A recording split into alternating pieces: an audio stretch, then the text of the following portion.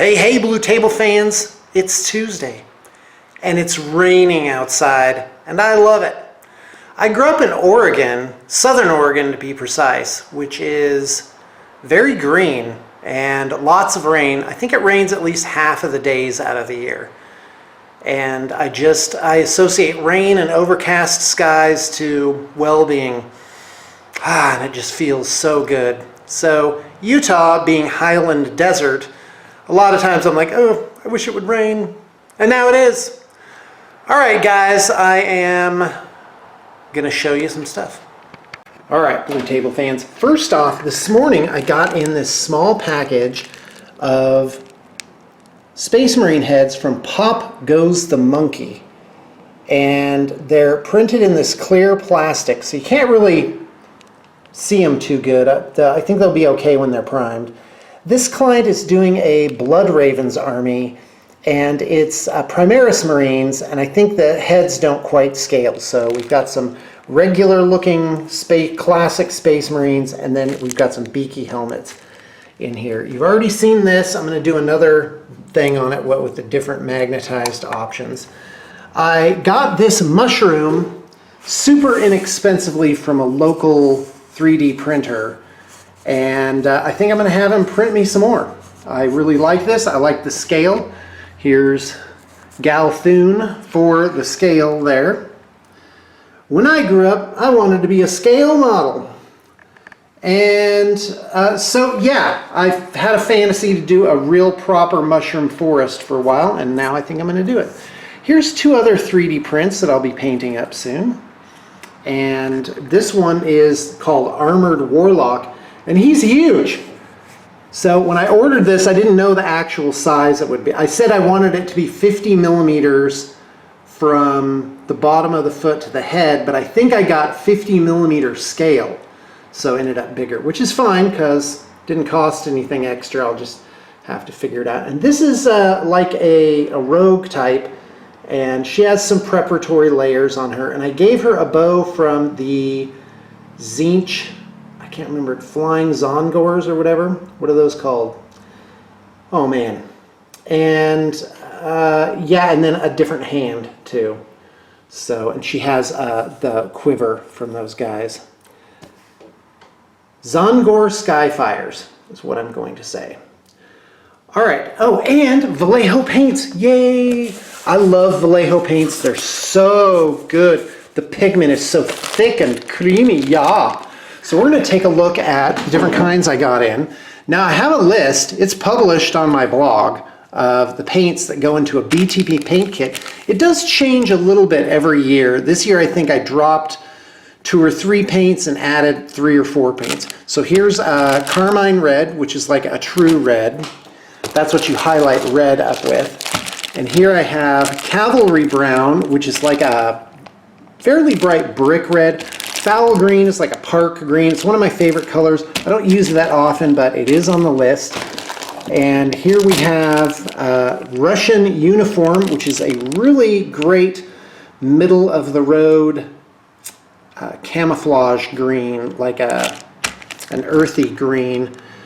Turquoise, Hawk Turquoise to be precise. Oof. And what is this? This is Brown Sand, which is a good color for base coating. Actually, it makes a good. It has good opacity, so it covers really well. Here we go. And then Lime Green, Dark Prussian Blue, which is absolutely tremendous. It makes a really good wash. Actually, more Foul Green, Earth, which I use for basing. We used to use Chocolate Brown, but now I think Earth is better. It's a little lighter, it has great opacity, and it does have that sort of neutral, earthy color to it. And the box is empty. More to come. Rewatching The Matrix. I'm watching Cowboy Bebop for the first time.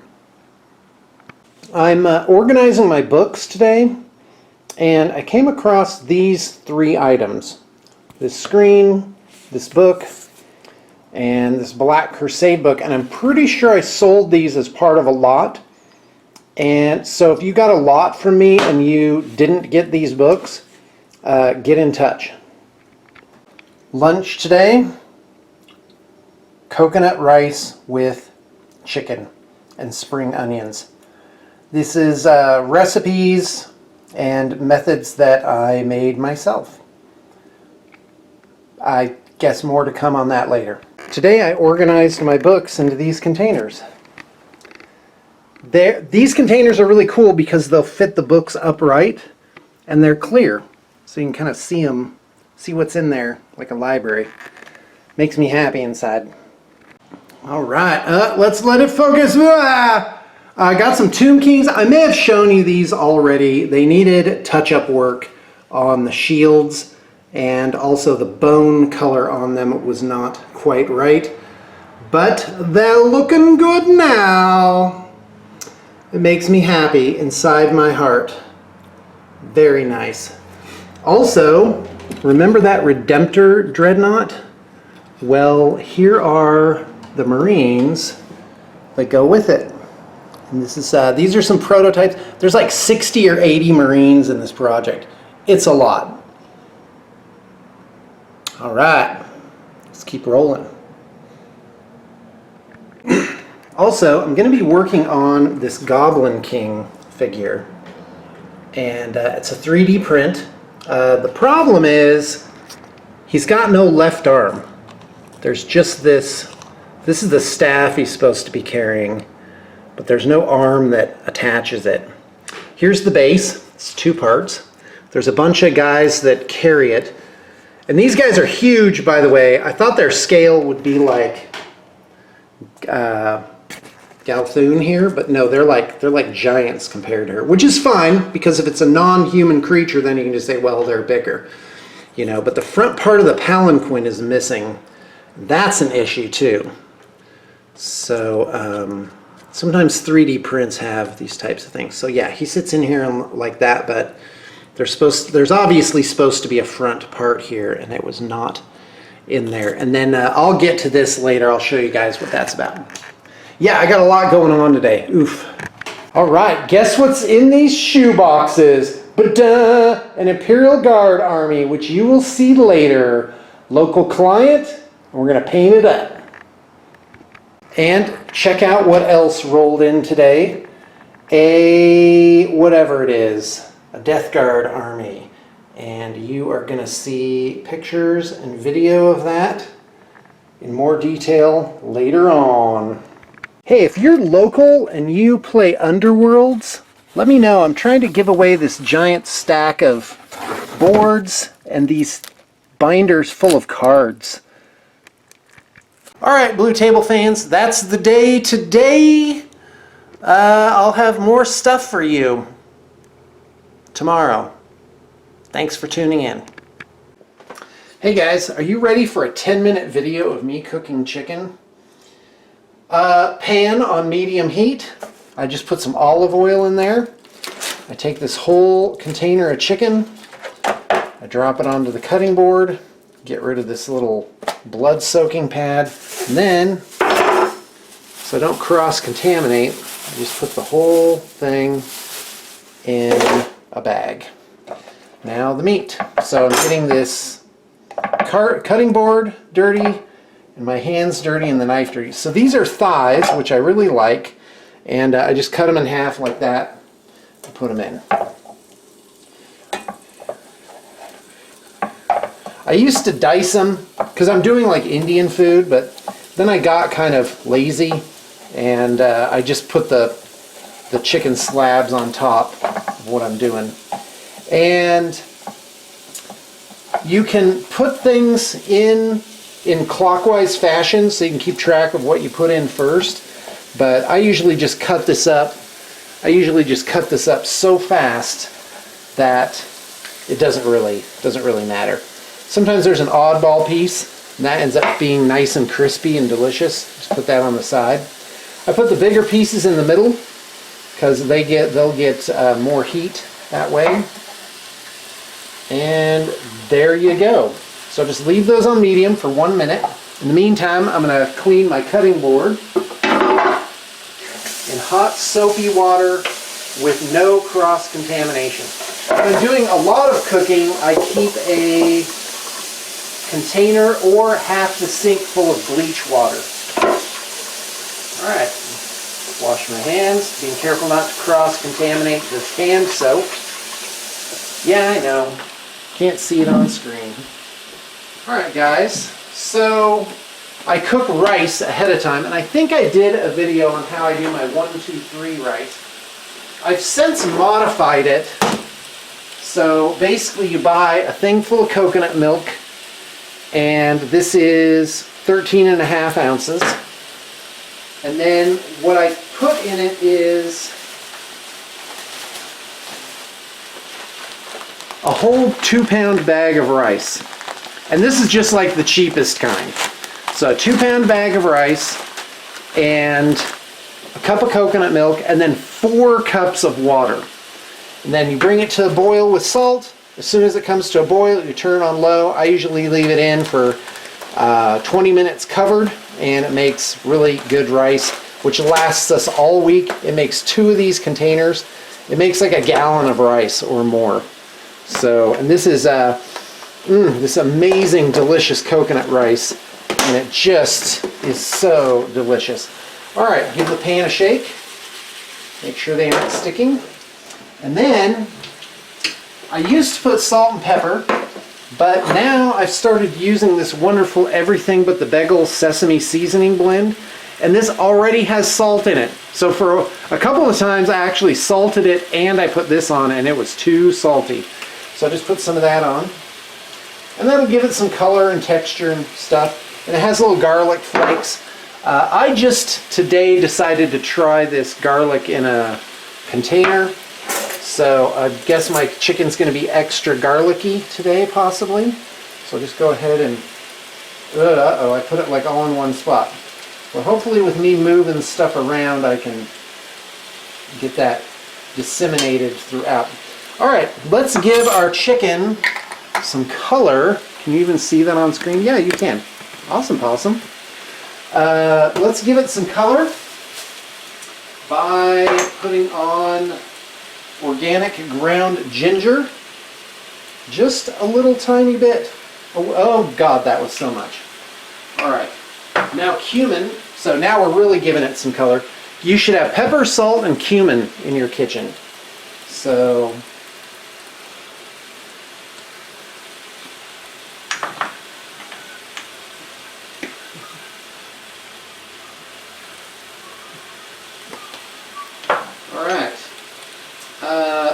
sometimes I put on garlic powder, but I think it's got plenty of garlic on there now. Plenty garlicky. What am I missing? Cumin. Let's put on just a little dash of red curry powder, and that'll give that some nice color. So I usually cook them a third on one side, then I flip them, cook it really good on the other side, and then I give them a final flip to do the last 2/3 of cooking on the other side. By the way, if you could only smell this, these spices, that cumin, the sesame, the garlic, the turmeric, oh my gosh, it's incredible. Oh yeah, and pepper. Can't go wrong with pepper. Gives it that nice little bit of heat without making it too spicy. All right, here we go. Looking for my cilantro. Oh, by the way, I freaking love snowballs. Oh my gosh, and they've been cycling through different colors. They have like teal and green, and it's gross. Snowballs need to be pink. Come on guys, just make them pink. The way that we like, the way that we grew up with. So now I've got this bunch of cilantro. Oh, so good. And we're going to just rinse this off in the sink, and I'm just gonna rough cut a bunch of cilantro.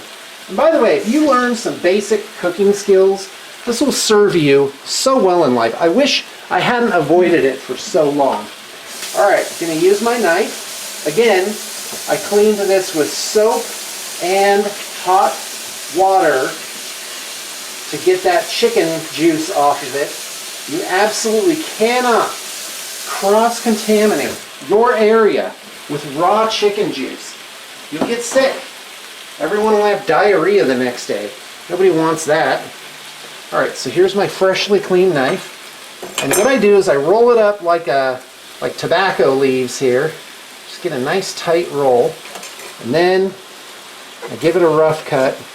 Just go, you can find a YouTube video on knife work, like how to cut things. And by the way, that was not it. Just going to give it another crosswise thing.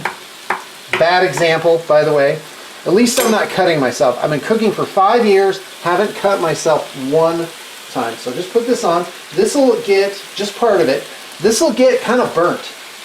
Not burnt, but it'll get cooked, but it'll give the chicken a nice color, and it'll add like a little bit of flavor. And then we'll put fresh green onions and cilantro on top. Look at how amazing that looks now, right? And let me tell you, you will be a better man for learning even just a couple of basic recipes. Fork. Now this fork is now going to get contaminated, so I have to keep track of that and make sure I don't get chicken juice where it shouldn't be, raw chicken juice. So what I do is I get a paper towel and fold it in half, and I just keep that off to the side here with my, so I can put my fork on it. Okay, we don't need this, we're not doing this today. So I'm just turning my chickens, and they're a little browned on the other side. So on that side, that's as cooked as they're going to get. Nope, I am wrong. That side will get another round of cooking. I probably cooked it about half as much as it needed to be. So now I get to put, I just turned it all with a fork. I didn't need tongs or anything fancy. When you're dealing with these chicken breasts, bigger ones in the middle, by the way, they can just be easily turned with a fork. Yep, there you go. I forgot to turn that last one. Yep, that's right. And now I can put on spices on the other side. Get some everything but the bagel. We won't put more garlic on, but we'll definitely do our Indian spices, which is turmeric. By the way, turmeric is super good for you, and it has a nice smell that comes off. Yeah, turmeric. All right, a little red curry powder. Now, I'm not putting on too much of this. I'm really putting it on for color. Paprika powder works good for that. And now cumin. Cumin is color too. And cumin has that distinctive Indian food smell to it. Pepper. And then the last of our cilantro. We'll just spread it around there. And what will happen is I'll cook this again at medium. Don't try and make it go faster and turn it on high. Be like, I need this done in 5 minutes. No, take a little bit of patience. And what's going to happen is I'm going to cook this just for a couple minutes until I feel good about it. And let's go ahead and take a look at our chicken. Oh, I'm about to run out of juice. So anyway, I'm going to turn this on medium-low.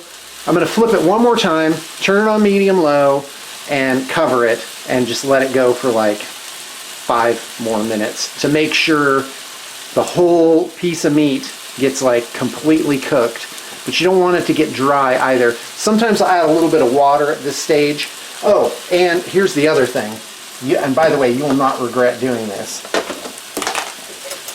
Clean spoon, put some rice in, and get it in between the chickens. And here's why.